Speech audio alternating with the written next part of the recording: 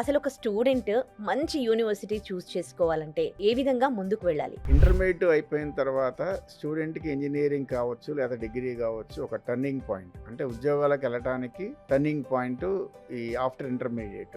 ఇక్కడ మీరు అన్నట్టు వేల యూనివర్సిటీలు వస్తున్నాయి, విపరీతంగా ప్రచారం చేసుకుంటున్నారు. మా దగ్గర అది ఉంటుంది, మా దగ్గర ఇది ఉంటుంది, ప్లేస్మెంట్స్ ఉంటాయి, అది ఉంటుంది, లేకపోతే అతి తక్కువ ఫీజులని, కోర్సు చేరితే హాస్టల్ ఫ్రీ అని, ఇట్లాంటి ఇబ్బడి ముబ్బడిగా వచ్చేసినాయి యూనివర్సిటీస్ కావచ్చు, కాలేజీ కావచ్చు, ఏదైనా కావచ్చు, మన రాష్ట్రంలో కావచ్చు, వేరే రాష్ట్రాల నుంచి కావచ్చు.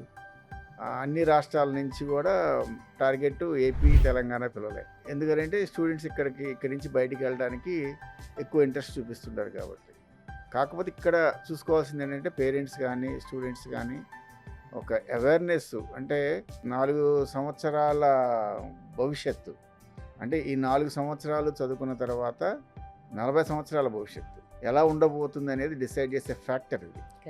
ఈ 40 సంవత్సరాలు ఎలా ఉండాలి, బాగుండాలా, లేకపోతే చిన్న చిన్న కంపెనీలో చేసుకోవాలా, లేకపోతే డిగ్రీ పూర్తవకుండా మళ్ళీ కోచింగ్లకి వెళ్ళటమా, అంటే డిగ్రీ బీటెక్ అయిపోయిన తర్వాత కూడా చాలామంది మళ్ళీ స్పెషల్ కోర్సులని, ట్రైనింగ్లని 1 ఇయర్ 2 ఇయర్స్ వేస్ట్ చేసుకుంటున్నారు.